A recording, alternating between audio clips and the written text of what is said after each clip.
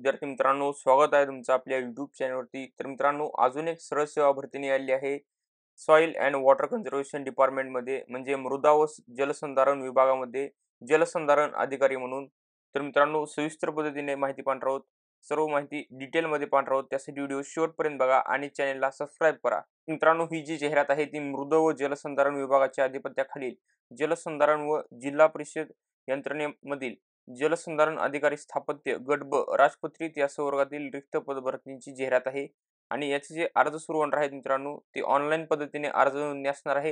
याचे अर्ज 21 डिसेंबर पासून सुरू होणार आहेत आणि अंतिम दिनांक असणार आहे 10 जानेवारीपर्यंत, 10/1/2024 पर्यंत. त्यानंतर ऑनलाईन पद्धतीने परीक्षा शुल्क भरण्याची मुदत आहे 21/12/2023 ते 10/1/2024. परीक्षेसाठी ऑनलाईन प्रवेशपत्र उपलब्ध होण्याचा दिनांक आहे परीक्षेच्या 7 दिवस आधी. जलसंधारण अधिकारी स्थापत्य गट व राजपत्रित याची वेतन श्रेणी आहे S15 लेवल 41,800 ते 1,32,300 7व्या वेतन आयोगानुसार व उपलब्ध पदसंख्या एकूण 670 आहे. जलसंधारण अधिकारी स्थापत्य याच्या एकूण रिक्त पदे आहेत 670 रिक्त पदांची ही भरती आहे. त्यांनी ते डिटेल्ड कॅटेगरी वाईज वॅकन्सीचा चार्ट दिला आहे. तुम्ही पाहू शकता. सामाजिक आरक्षण व टक्केवारी भरावयाची एकूण पदे, त्यानंतर समांतर आरक्षणाचा तपशील, महिला 30% आणि खेळाडू 5% आणि सर्वसाधारण. एकूण पदसंख्या आहे 670. त्यानंतर समांतर आरक्षणाच्या तपशीलमध्ये महिला 30% याच्यामध्ये 201 संख्या आहे एकूण. त्यानंतर खेळाडू 5% मध्ये 34 आणि सर्वसाधारणमध्ये 435 एवढी रिक्त पदांची संख्या आहे. पुढील तक्त्यामध्ये नमूद केलेल्या 670 पदांपैकी 1% एकूण 7 पदे अनाथ प्रवर्गासाठी आहेत. तसेच 4% एकूण 27 पदे दिव्यांग प्रवर्गाची आहेत. मृदा व जलसंधारण शासन निर्णय दिनांक 26/2/2021 अन्वये दिव्यांगासाठी पदाचे सुनिश्चिती करण्यात येत आहे असे म्हणले आहे. त्यानंतर दिव्यांगासाठी आरक्षित पदे तुम्ही इथे पाहू शकतात 7 पदे. त्यानंतर वयोमर्यादा काय आहे ते आपण पाहूयात. किमान वयोमर्यादा आहे 19 वर्ष.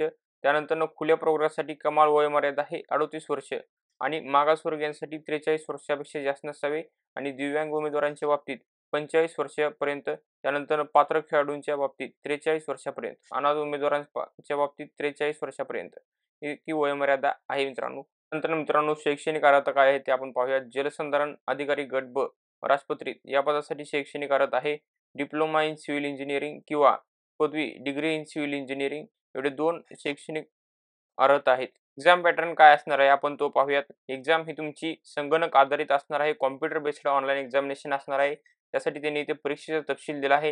याच्यामध्ये तुम्हाला विषय असणार आहेत मराठी, इंग्रजी, सामान्य ज्ञान, बुद्धिमत्ता चाचणी, तांत्रिक प्रश्न असणार आहेत आणि प्रश्नसंख्या जी असणार आहे ती 100 असणार आहे. विषयानुसार आपण बघितलं तर मराठीसाठी 10 प्रश्न विचारले जाणार आहेत, इंग्रजीसाठी 10, जी साठी 10, बुद्धिमापन चाचणीसाठी 10 आणि तांत्रिक प्रश्नासाठी 60 प्रश्न विचारले जाणार आहेत. एकूण प्रश्नसंख्या आहे 100 आणि परीक्षेचा कालावधी आहे 120 मिनिटांचा आणि गुण पद्धत आहे 10 प्रश्नांसाठी 20 गुण, तसेच 10 प्रश्नांसाठी 20 गुण आणि टेक्निकल प्रश्नासाठी असणार आहेत 60 प्रश्नांसाठी 120 गुण असणार आहे. टोटल 200 गुणांची ही परीक्षा असणार आहे आणि याचं मीडियम तुम्हाला दोन्ही मीडियममध्ये ही परीक्षा देता येणार आहे. मित्रांनो, तुम्हाला एक्झाममध्ये गुणवत्ता यादीत अंतर्भाव होण्यासाठी उमेदवारांनी किमान 45% गुण प्राप्त करणे आवश्यक राहील. बहुपर्यायी वस्तुनिष्ठ स्वरूपाच्या उत्तरपत्रिकेचे मूल्यांकन करताना नकारात्मक गुणपद्धत निगेटिव्ह मार्किंग असणार आहे अवलंबण्यात येईल.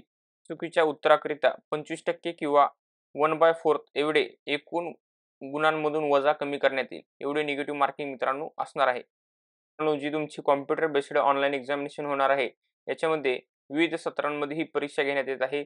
पहिले सत्र ते अंतिम सत्र यामधील प्रश्नपत्रिकेचे स्वरूप व त्याची काठिण्यता यांचे समीकरण करण्याचे नॉर्मलायझेशन पद्धतीने गुणांक निश्चित करून निकाल जाहीर करण्यात येईल. सदर समीकरण नॉर्मलायझेशन सर्व परीक्षार्थी यांना बंधनकारक राहील याची सर्व परीक्षार्थ्यांनी नोंद घ्यावी.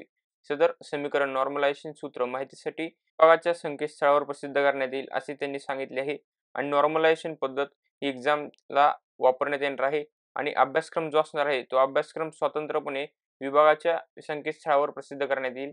अजून मित्रांनो, शुल्क जे असणार आहे ते अमागास प्रवर्गासाठी 1000 रुपये आणि मागासवर्गीय, अदुग, अनाथ, दिव्यांग उमेदवारासाठी 900 रुपये असणार आहे. उपरोक्त परीक्षा शुल्काव्यतिरिक्त बँक चार्जेस तसेच त्यावरील देय कर अतिरिक्त असतील असे त्यांनी म्हणले आहे. तसेच मित्रांनो, तुम्हाला अर्ज करताना कोणते डॉक्युमेंट लागणार आहेत ते आपण पाहूयात. SSC अथवा तत्सम शैक्षणिक अर्हता, वयाचा पुरावा, शैक्षणिक अर्हता इत्यादीचा पुरावा, सामाजिक दृष्ट्या मागासवर्गीय असल्याबाबतचा पुरावा, आर्थिकदृष्ट्या दुर्बल घटकातील असल्याबाबतचा पुरावा वैध नॉन क्रिमिलियर प्रमाणपत्र, पात्र दिव्यांग व्यक्ती असल्याबाबतचा पुरावा, खेळाडूसाठीच्या आरक्षणाकरिता पात्र असल्याचा पुरावा, अनाथ आरक्षणासाठी पात्र असल्याचा पुरावा, विवाहित स्त्रियांच्या नावात बदल झाल्याचा पुरावा आणि लहान कुटुंबांचे प्रतिज्ञापन एवढे 11 प्रकारचे डॉक्युमेंट तुम्हाला अर्ज करताना लागणार आहेत.